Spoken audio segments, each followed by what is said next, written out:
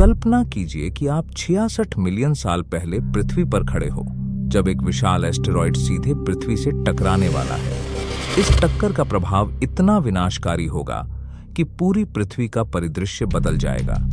इस समय पृथ्वी पर डायनासोर का साम्राज्य था।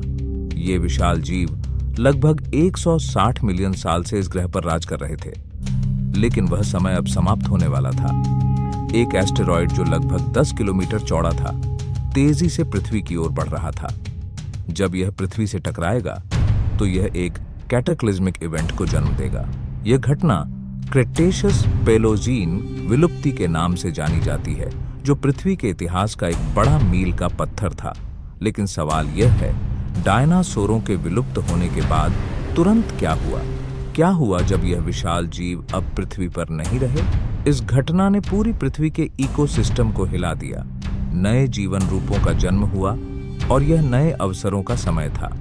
हम जानेंगे कि कैसे यह घटनाएं धरती के जीवन को पूरी तरह से बदलने वाली थीं।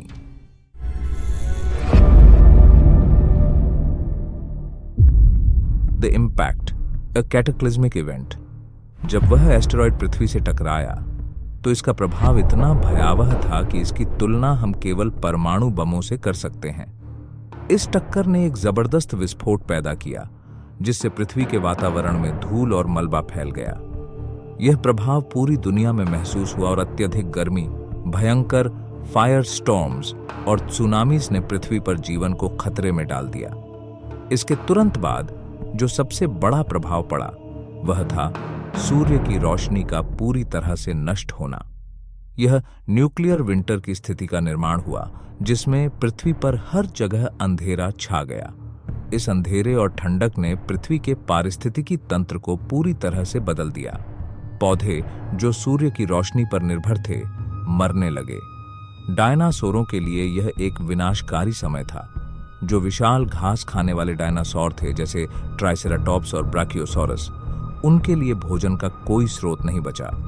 और जब हर्बिवोर्स मरने लगे तो कार्निवोर्स जैसे टायरानोसॉरस रेक्स भी प्रभावित हुए, क्योंकि अब उनके लिए शिकार का कोई स्रोत नहीं था।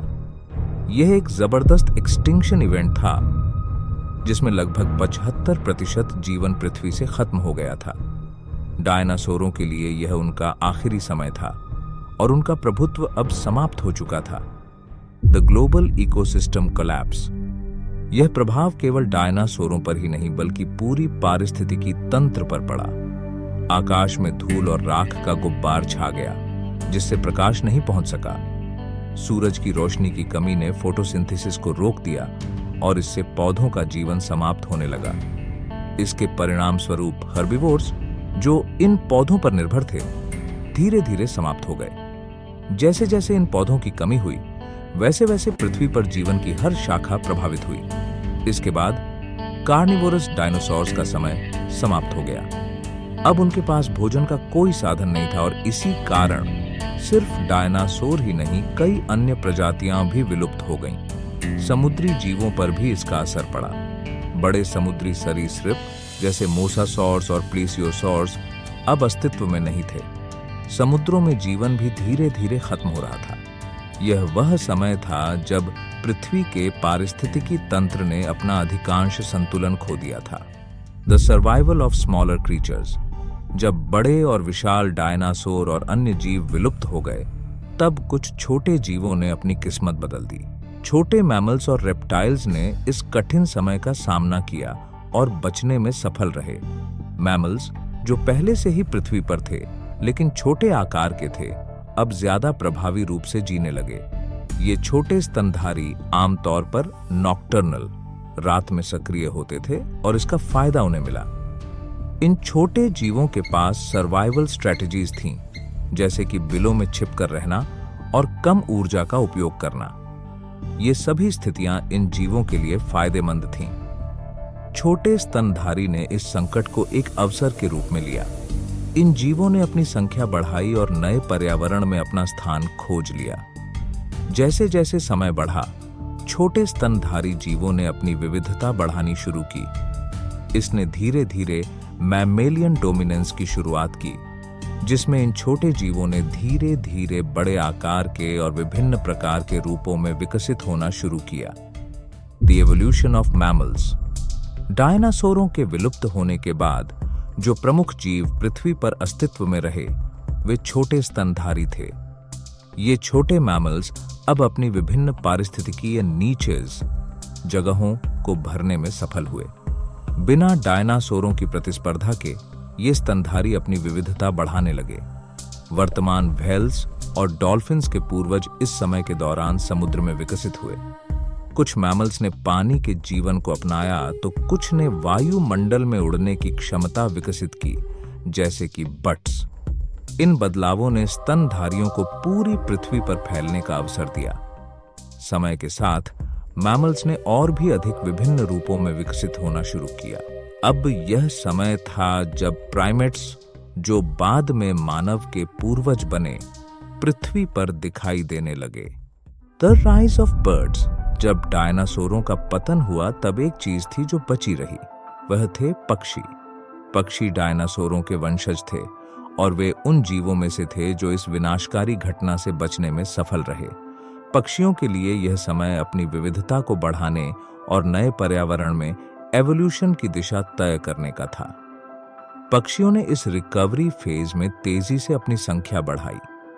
वे नए पर्यावरण में पंछियों के रूप में फैलने लगे और समुद्रों में उड़ने वाले जीवों की जगह ले ली। धीरे धीरे पक्षियों ने इकोलॉजिकल नीचेस को कब्जा करना शुरू किया, जो पहले बड़े उड़ने वाले सरीसृपों के पास थे। The slow return of life. डायनासोरों के विलुप्त होने के बाद पृथ्वी पर जीवन की वापसी एक धीमी प्रक्रिया थी। ग्लोबल वार्मिंग और पर्यावरणीय बदलावों के कारण जीवन को पुनः स्थापित होने में समय लगा। यह रिकवरी फेज कई सालों तक चला, जिसमें पौधे, छोटे जीव और धीरे धीरे बड़े स्तनधारी वापस लौटे। पृथ्वी पर अब जीवन पूरी तरह से बदल चुका था। नए पौधे उगने लगे और शाकाहारी स्तनधारी नए रूप में विकसित हुए। इस दौरान मैमल्स ने अपनी उपस्थिति और प्रभाव बढ़ाया। छोटे स्तनधारी अब बड़े हुए और बहुत से नए प्रजातियां अस्तित्व में आईं। यह वह समय था जब स्तनधारी पृथ्वी पर नए डोमिनेंट प्राणी बन गए। A new era begins. डायनासोरों का विलुप्त होना पृथ्वी के इतिहास का सबसे महत्वपूर्ण मोड़ था। इसने एक नया अध्याय शुरू किया जिसमें स्तनधारी जीवों ने अपने प्रभुत्व का दावा किया। हालांकि उनकी विविधता और विकास ने पृथ्वी को एक नई दिशा में मार्गदर्शन किया, जो हमें आज तक प्रभावित करता है। आज हम जिस पृथ्वी पर रहते हैं वह डायनासोरों के विलुप्त होने के बाद की उपज है। उनकी समाप्ति ने हमें यह अवसर दिया और इसने मानवों के अस्तित्व की राह प्रशस्त की। यह घटना हमें यह भी बताती है कि जीवन का स्वरूप हमेशा बदलता रहता है।